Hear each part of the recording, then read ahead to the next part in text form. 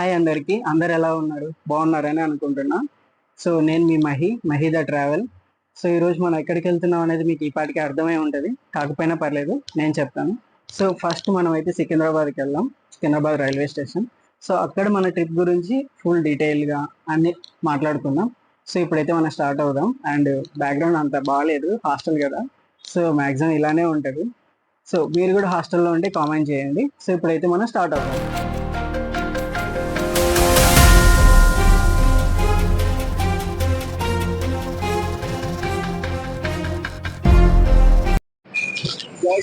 ఇదే మన train.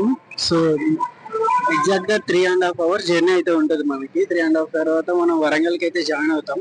So అప్పుడు మనం అక్కడ నుంచి ఒక రూమ్ అయితే చెక్ చేసుకోవాలి.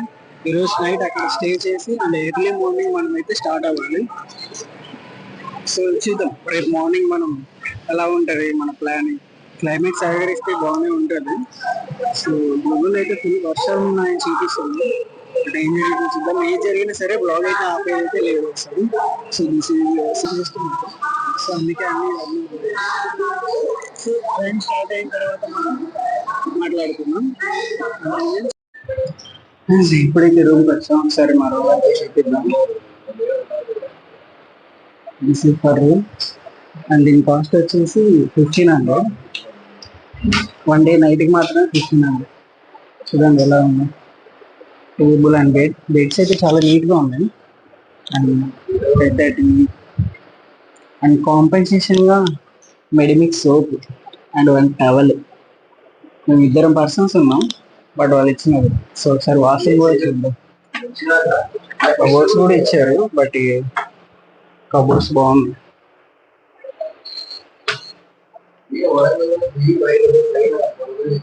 ఇది వాష్రూమ్. నాకు తెలిసి ఇదే కొంచెం నీట్గా ఉంది. ఇది ఏసీ రూమ్. 1500 అయినా పర్లేదు, నాట్ బ్యాడ్. అండ్ సో ఎందుకంటే సో వేరేవి కూడా చూసాం చాలా వరకు, బట్ అవేవి బాగాలేవు. సో ఇదే కొంచెం నీట్గా ఉంది, బాగుంది. ఓకే, అయితే టుమారో మార్నింగ్ బ్లాగ్లో కలుద్దాం. బాయ్. హాయ్ ఫ్రెండ్స్, ఇప్పుడైతే మేము రెడీ అయిపోయాం. సో ఇంకా ఇప్పుడు వెళ్ళాలి. సో ఇప్పుడు టైం వచ్చేసి 7:11 అవుతుంది. ఫస్ట్ అయితే ఇక్కడ నుంచి మనం వరంగల్ ఫోర్ట్కి వెళ్ళాలి. దాని తర్వాత టెంపుల్ ఉంటుంది కదా, భద్రకాళి టెంపుల్, అక్కడికి.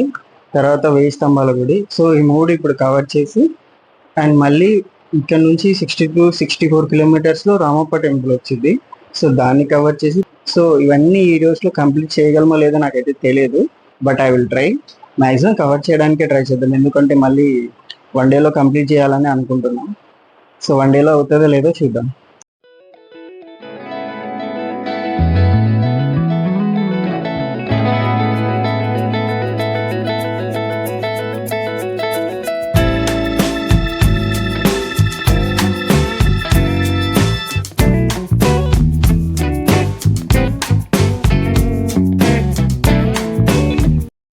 సో గైస్, ఇప్పుడు మనం వరంగల్ ఫోర్ట్కి అయితే వస్తున్నాం.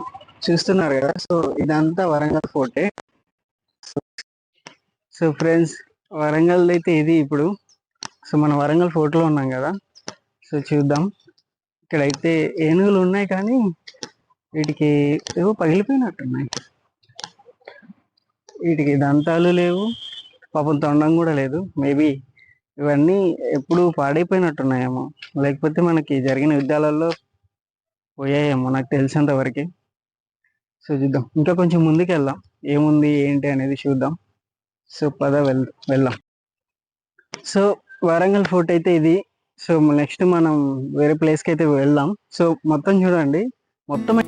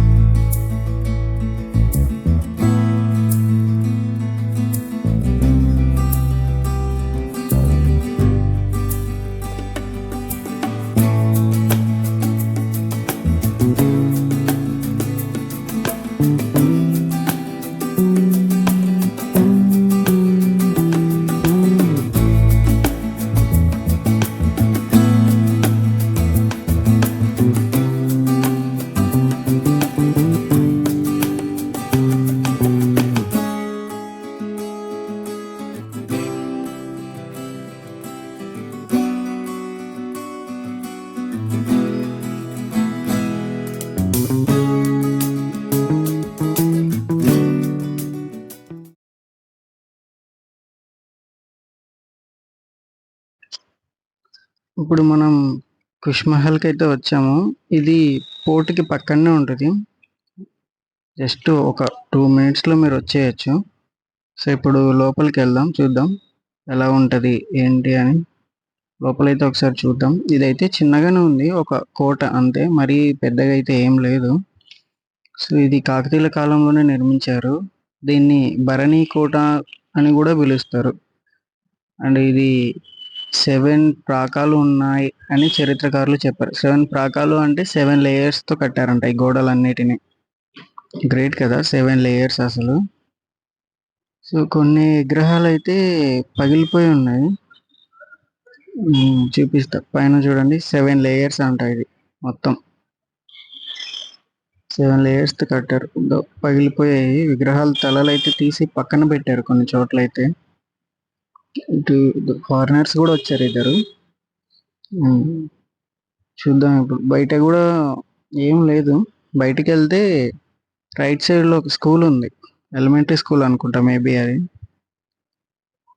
నుంచి ఇంకా ఏం లేదు, ఒక చిన్న కోట అంతే ఇది. అంతకుమించి ఏం లేదు ఇందులో. కానీ బాగుంది. నైట్ టైం వస్తే తెలియదు, లైటింగ్ ఉంటుందని అన్నారు. బట్ నైట్ వచ్చేంత టైం లేదు కదా. సో సడన్ గా క్లైమేట్ అయితే మారిపోయింది. ఇప్పుడు మనం భద్రకాళి టెంపుల్ కి వెళ్తున్నాం.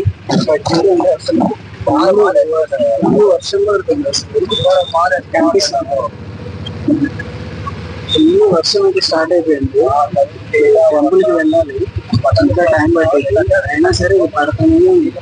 అసలు వరంగల్ ఫోర్ట్ లో ఉన్నప్పుడు చాలా ఇంత వీడియో ఉండే అంటే అంత ఉండే, కానీ కొంచెం ఒక 10 minutes లోనే క్లైమేట్ మొత్తం మారిపోయింది. అసలు వర్షం పడుతుంది, బట్ కనిపిస్తుందో లేదో నాకు తెలియదు. వర్షం అయితే ఫుల్గా పడుతుంది అసలు. చూడాలి.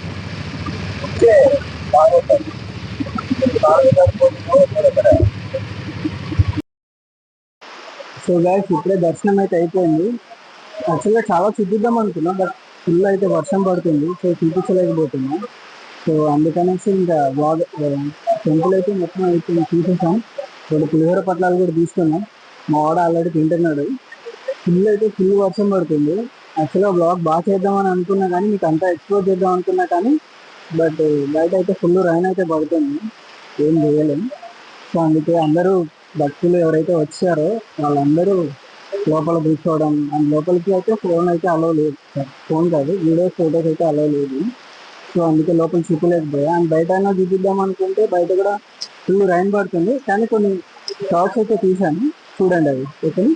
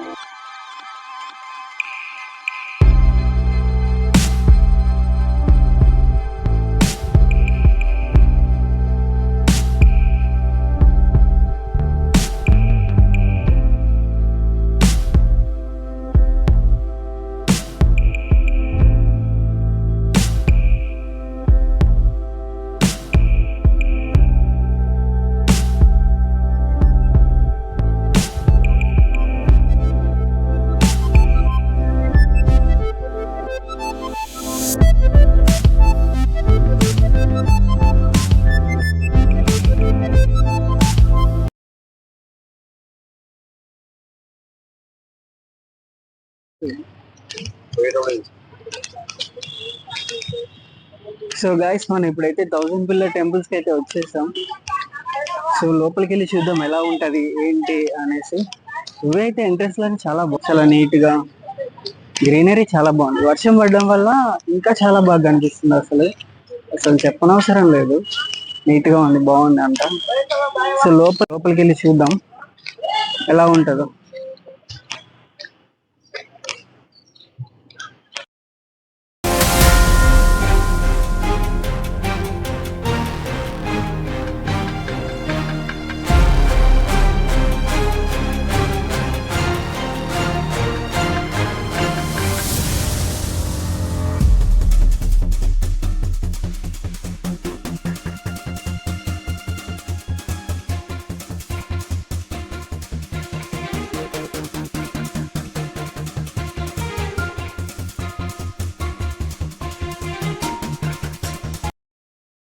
సో హాయ్ గైస్, ఈరోజు ఇప్పుడైతే మనం 1000 స్తంభాల టెంపుల్లో ఉన్నాం. యాక్చువల్గా భద్రకాళి టెంపుల్లో ఇంకా బాగా నీట్గా షూట్ చేసామని, ఫుల్ వర్షం. సో అందుకే ఫోన్ బయటికి తీయలేకపోయా. సో ఇప్పుడైతే చూడండి టెంపుల్ దట్స్. సో ఇక్కడ మొత్తం ముగ్గురు దేవుళ్ళు ఉంటారు. ఒకరు శివుడు, విష్ణువు, సూర్య భగవానుడు. బట్ శివుడికి ఒక్కరికి పూజలు జరుగుతున్నాయి. మిగతా ఇద్దరు దేవుళ్ళకి అయితే క్లోజ్ చేసేసారు లోపల మొత్తానికి. అండ్ ఇది 1163 సంవత్సరంలో కట్టారు. అంటే 11th అని చెప్పొచ్చు, మామూలుగా అందరు అలానే చెప్తారు. సో అలా అనమాట. అండ్ టెంపుల్ అయితే బాగుంది, కానీ వర్షం పడడం వల్ల కింద సర్ఫేస్ అంతా బుడద బుడద ఉంది. ఇంకా చాలా చేద్దాం అనుకున్నా కానీ వర్షం వల్ల చాలా బిస్కెట్ అయిపోయింది. చాలా అంటే చాలా వర్షం పడ్డది. ఈ టెంపుల్ ఎలా ఉందో లోపలికి అయితే ఫొటోస్ కానీ వీడియోస్ కానీ తీసుకోవడానికి అలవ్ లేదు. సో అందుకే లోపల మీకు చూపించలేకపోయాను. సో బయట మాత్రం చూడొచ్చు కావాలంటే, ఇంకా నీట్గా కూడా నేను ఒకసారి చూపిస్తాను తర్వాత. సో ఇది this is my first vlog. So ఏమైనా మిస్టేక్స్ ఏమైనా ఉన్నా సరే మై బ్రదర్స్ అండ్ సిస్టర్స్ క్షమించండి. At the same time channel అయితే సబ్స్క్రైబ్ చేయడం మర్చిపోకండి. So please, thank you so much.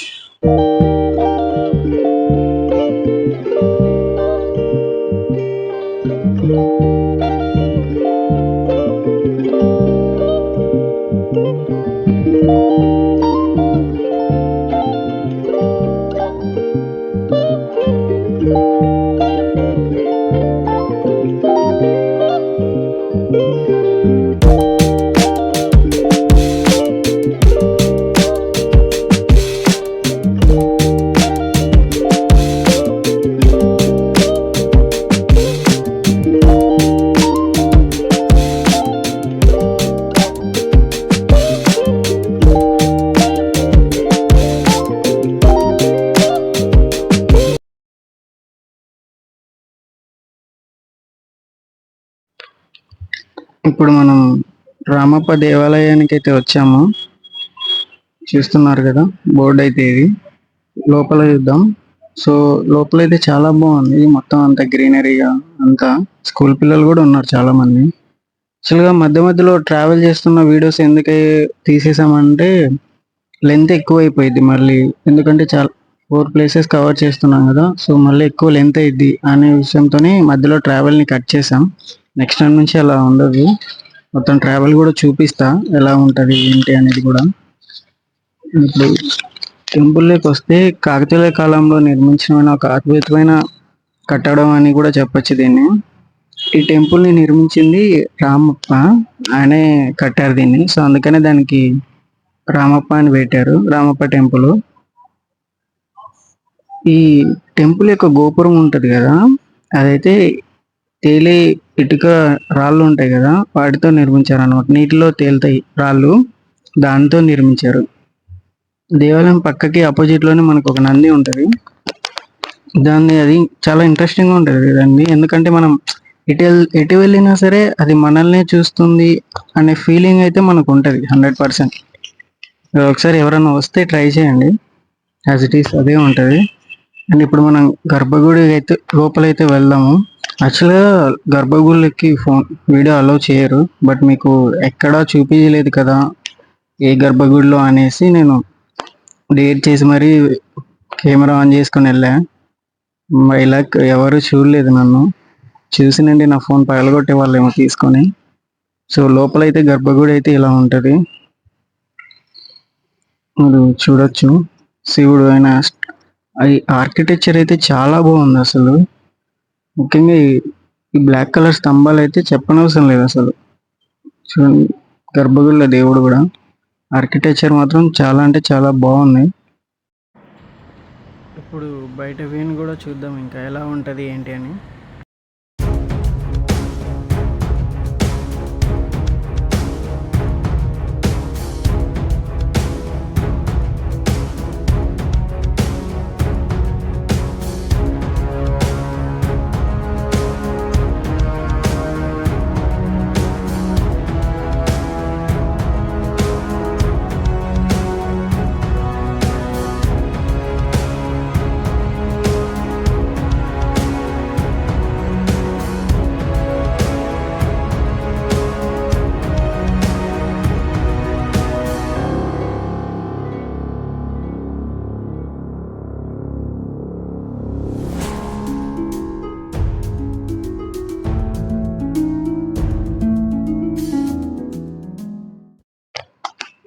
ఇదైతే టెంపుల్ బయట మీకు రాగానే హోటల్స్ కానీ ఇవన్నీ ఇక్కడే కనిపిస్తాయి. సో ఇప్పుడు మేము ఇంకా బస్ కోసం వెయిట్ అయ్యి రూమ్కి వెళ్ళిన తర్వాత ఇక మిగిలిన విషయాలన్నీ మనం మాట్లాడుకుందాం. బాయ్ గైస్, ఇందాకే రూమ్కి అయితే వచ్చాము. ఇప్పుడే ఫ్రెష్ అయిపోయి ఇంక ఇలా కూర్చున్నా.